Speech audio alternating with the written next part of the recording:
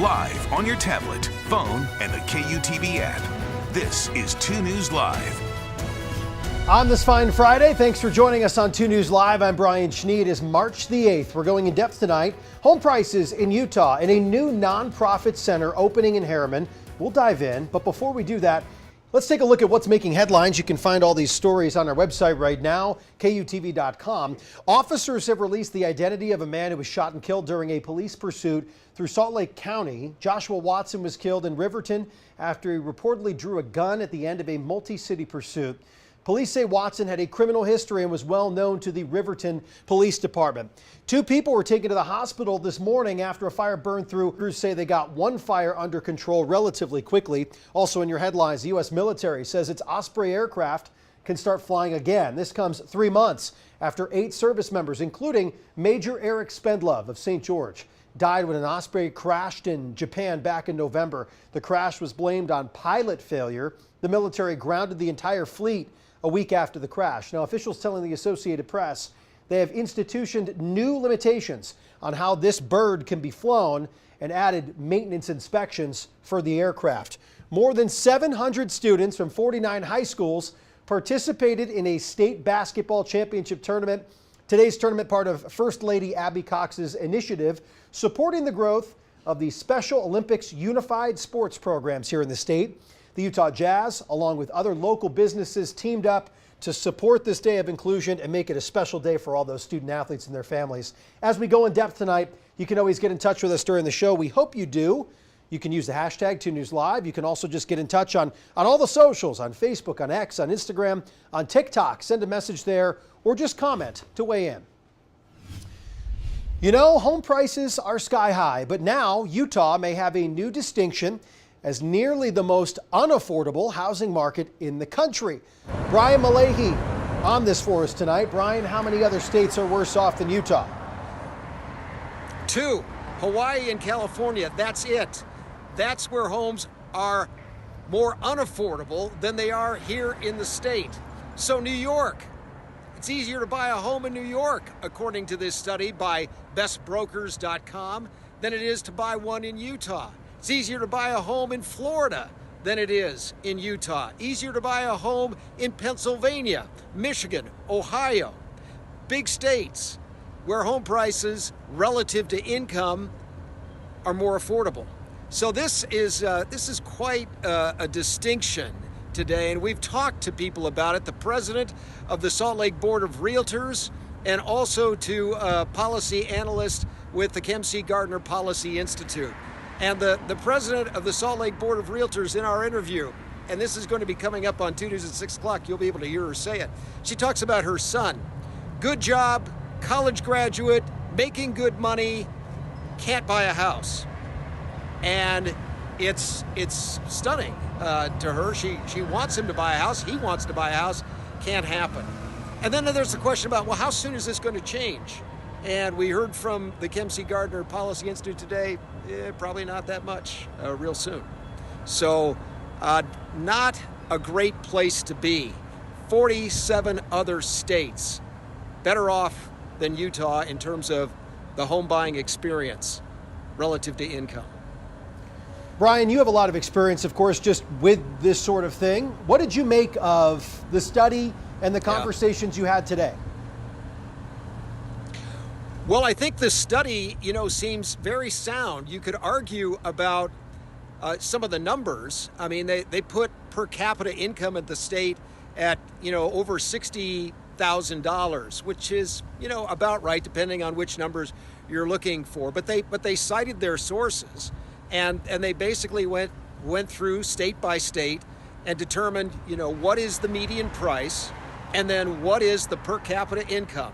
Now, some will say, Utah has larger families, and so the per capita income, per person income is going to be less. That may very well be the case. But it seemed like a sound study, and nobody was necessarily taking exception with it today. You're right, Brian. I have been a licensed realtor in Utah for 10 years. And so, I've been able to see it firsthand for people. Some people who, struggle to find a home and then do, And then other people who give up looking. And they just say, well, we just can't do it. There's just no way. And in speaking with the board president today, I said it seems like this has gone from hard to difficult to impossible. And she did not quarrel with that. And so, when a person who is deeply involved in real estate, as she is, says, it's bad and this report is not good, that it's, things have not taken a good turn at all. One of the things that I heard today, well, when the brokers always tell you it's good, that isn't what we heard today at all in response to this study. Brian, thank you for the perspective and for taking the deep dive in this, because this is something that hits a lot of people right in the wallet and then some.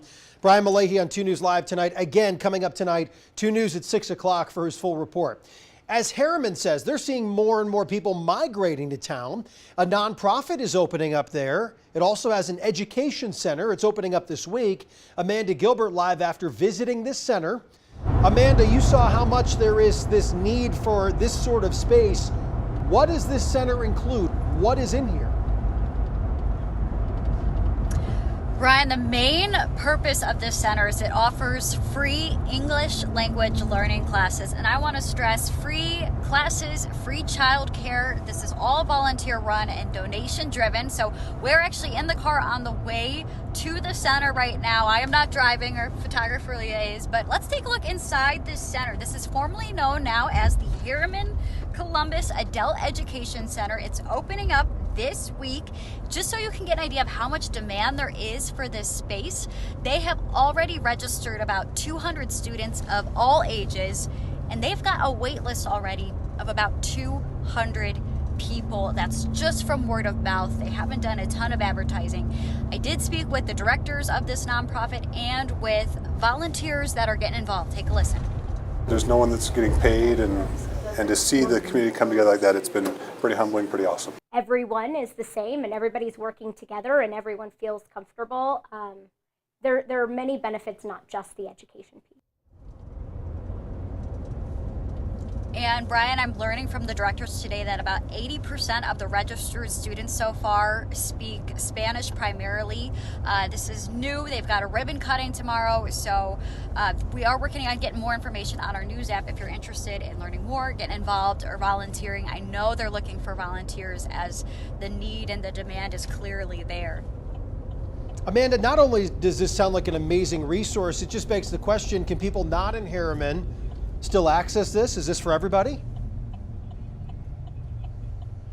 It is for everyone in Herriman. That's actually something the mayor wanted to stress. He doesn't want this to be viewed as a space just for one person. He wants anyone who wants to come there to come. They really want to try to turn this into a community center where people can learn from each other and connect. He also told me that some other nearby towns have reached out to him expressing interest in something similar to this. So we might see something like this pop up in other towns, like Riverton was one that he mentioned, Brian. So we'll have to keep seeing how things grow and change.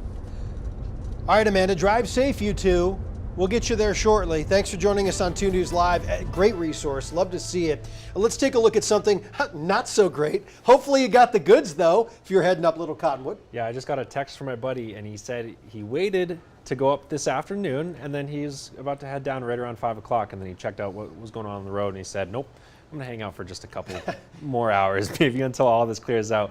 Very slow go up in Little Cottonwood Canyon. It's not to do with any kind of weather or anything. Tell me like your that. personal experience with a fear of Little Cottonwood Canyon this morning. Oh, man, it was really busy this morning. It was terribly busy this morning. Right so around you 9 took o'clock, a quick little diversion? I did, yeah. Like? I went up to the mouth of Little Cottonwood Canyon, saw the line that was going up, U-turn up to Solitude, where it was actually pretty empty today. There's not a lot of people up there. Word to the wise, what goes up must come down. Exactly. It's the case for the traffic there in Little Cottonwood. All right, now I have a 3D weather that I know you're going to like because we've done this before. Okay. So let's go ahead and step on this way. And what we're going to be doing is we are going to be measuring the Alta snowfall that they've had this season. So, of course, let's pull up our snow stakes. Alta has received over 400 inches, in fact, well over 400 inches, 482 inches on the season so far.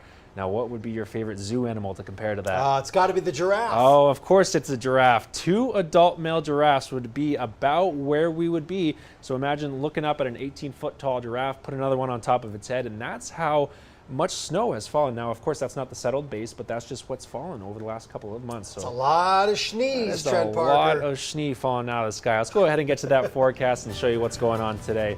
So here's our snowpack across the west. We have continued to do so well over the last couple of weeks. Where things were looking pretty dire midwinter, we have now surpassed that 100% mark across many of our states here, including here in Utah, where we're now sitting at 123% of our median snow water equivalent. We're still struggling a little bit, especially towards Montana and Washington, hanging out in the 70%. But across the entire state, not one region is doing all that bad. In fact, the lowest reading there, 104% down there in the southwestern part of the state towards the Pine Valley Mountains. And normally, we would have about 13 inches of snow water equivalent for our statewide average. Right now, we're sitting at about 16 inches. And of course, last year, a record-breaking year, we were already up above 20 inches of compressed snow water equivalent in our mountains. And these reservoir levels are actually before we even melt any of that snowpack. So we're already sitting at or above 100% at Utah Lake. And of course, Gunlock Falls is flowing really close to that at Deer Creek Reservoir, 97%, 80% Jordan Allen Flaming Gorge, 70% at Bear Lake. But we could certainly use a little bit more water, especially across the central and southeastern parts of the state.